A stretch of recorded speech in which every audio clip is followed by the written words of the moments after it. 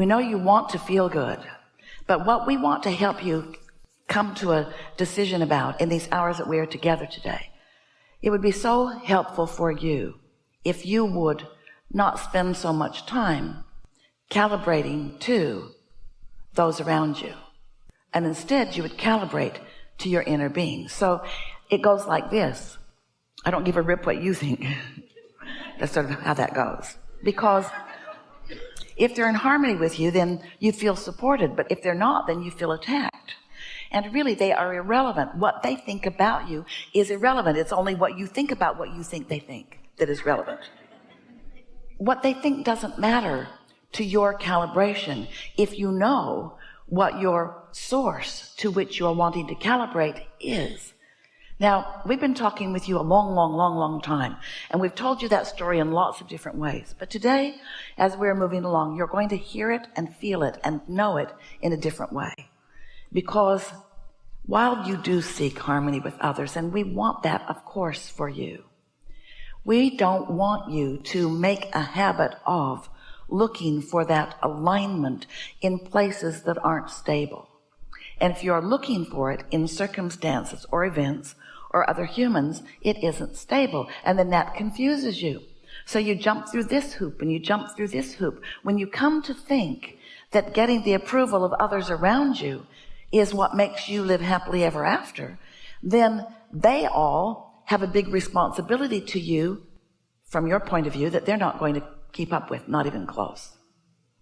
And so when you get it, where your strength is, where your clarity is, you may have heard us say, because we say it often, that one who's connected to source energy, we've called that the stream, the vortex, your source, your inner being. You sometimes want to call it God. One who's connected to that eternalness of you is more powerful than millions who are not. And yet most people are gathering together in groups, trying to get their strength from the cooperation and agreement of other humans around them. And if that's the world you're living in and that's the game you're playing in, then we get it that you'd want to be part of a big group who agrees with you, a loud group, an influential group. We get it that that would seem more productive and more valuable to you than to be affiliated with a small group that seems to have no power, blundering around and not knowing what they're doing. But we want you to understand that there is no comparison to your alignment with this source energy that is you, to even the largest, most influential group of humans that you might find in agreement with you on some points.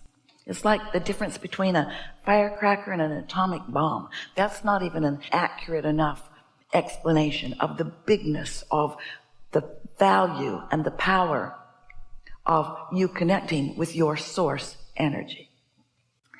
So you came into this body knowing that you would experience the variety and contrast of this magnificent, balanced environment, so that you, brilliant, genius, blessed creator that you are, could come to your own conclusions from where you stand as you move along of what you prefer now. Now what do you prefer? Now what? Now what? Given what I know and who I am and where I'm standing, now what do I prefer? What do I want now? And of course that comes often from knowing what you don't want. When you know what you don't want, you know what you do want. And we want to just say at the outset here that if you sort of don't want something, then you sort of do want something. It's proportionate. If you really don't want that, then you really do want this. In other words, the wave on either side of this equation is equivalent in terms of power and bigness. When you really want something, then your belief that you can't have it or it hasn't come yet is really uncomfortable to you. If someone called you on the telephone and said, "Hello, you don't know me. I'm just calling to tell you that I will never call you again," you would say, "Good to know," but you wouldn't care. But if someone you care about says that to you, then you feel strong negative emotion, because that big wave has another big wave. Does that make sense to you? So we want you to feel the power of your creation. You said, as you made the decision to come into this physical body, I will explore and I will personally decide what the improvement from my perspective is. And as you sift through all that is around you, you launch all of these rockets of desire. And what we most want you to hear is that when you launch those rockets, when you send that wave forth, your inner being, who is the you of you, of you, of you, of you, who is the largest, emphatic, most important, eternal part of you, receives that request and becomes that vibrational factor. And all cooperative components are gathered by the powerful law of attraction. And your point of attraction is underway. The only question is, what are you in your humanness doing about this new creation that you've set forth? Are you relaxed and allowing yourself to move in the direction of it? Or are you noticing it hasn't happened yet and pinching yourself off from it? Are you calibrating to what it means? Are you calibrating to the freedom and the clarity of it? Or are you nitpicking over the details of it that have not yet manifested in your garage or in your wherever? So, as we move forward here today, we'll be talking about this calibration business, and it's everything, but it's nothing more than what you already know, in that the law of attraction is a powerful thing. Now just sit with that for a moment. The law of attraction is a powerful thing. It's attraction, it's attraction, it's attraction. And you are source energy. You are love. You are blessed. You are known. You are adored.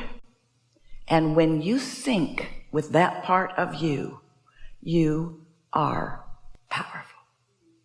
But when you find some, from our point of view, ridiculous excuse to pinch yourself off from the wholeness of who you are by nitpicking too long in a step one part of the equation of knowing what you don't want, then that empty feeling that you feel in the form of a negative emotion that you call frustration all the way to despair is your indicator that your attention, your focus upon whatever it is you are focused upon is not in agreement. It's not calibrated to the focus that your inner being has about it. And in this opposite or opposing calibration, you have factored yourself out of that point of attraction, and now you are in a different point of attraction. Does that make sense to you? That's what negative emotion is. That's what it is every time. Negative emotion is your indicator that you are attracting without your true power, that you are attracting in opposition to who you really are. If you are mean, that's what it means. If you are angry, that's what it means. If you feel lonely or lost, that's what it means. You, because it's attraction, and by the thoughts that you are choosing to think, are disallowing you to be part of the you that is so very different from that. So we get it why. We really understand why. In your physical form, where you can see and hear and smell and taste and touch, why those things are attractive to you, why you want to give your attention to them. We get it why you calibrate to conditions. You can see them and hear them and smell them and taste them and touch them. And you can blog about them and talk about them and read about them and join other groups who are doing the same thing about them. We get why you're calibrating to conditions. They're vivid. They are vivid. They're what you want. You are a creator. You are a manifester. You are a powerful creator. You are here to turn thoughts to things. So when you look at all those things that have once been thoughts that are now are things, you think they are things that matter because they're things, and they're true because they exist, and therefore you think they deserve your attention. But we want to ask you, do they? Do they deserve your attention if they cause that empty feeling in the pit of your stomach? Because in focusing upon them, you have focused yourself, you have calibrated yourself out of the range of your true source, your true love, your true power. Do those things matter that much? Well, now, sometimes as you're sifting and sorting, there are so many things of a physical nature. There are so many people in situations. There are so many things. There are so many manifested things that calibrate you to the whole of who you are. There's beauty all around you. There are loving people all around you. There are wonderful things all around you. We're not saying ignore them. We're saying calibrate to the best of them. Calibrate to the positive aspects of them. Calibrate to the parts of them that you want to be the basis for your point of attraction. But we are also saying, don't count on them, because the best of them will let you down every single time, because it's not their job to be your point of calibration. You have an inner being for that. You have a source energy for that. You have that non-physical part of you who said, you go forth and mix it up in the physical world and discover things that could be more and could be better for you and all that is. And when you find them, and you're going to find them by finding the absence of them often first. You're going to calibrate to the absence of them, and you're going to launch a rocket of desire about the presence of them. And you and others like you are going to create a vibrational reality that is the future experience of mankind. And to the degree that you at any point in your humanness calibrate yourself to that vortex, then that is your world now. You don't have to wait for one other person to catch on. You don't have to teach the world, because you don't need big numbers for this. You need calibration.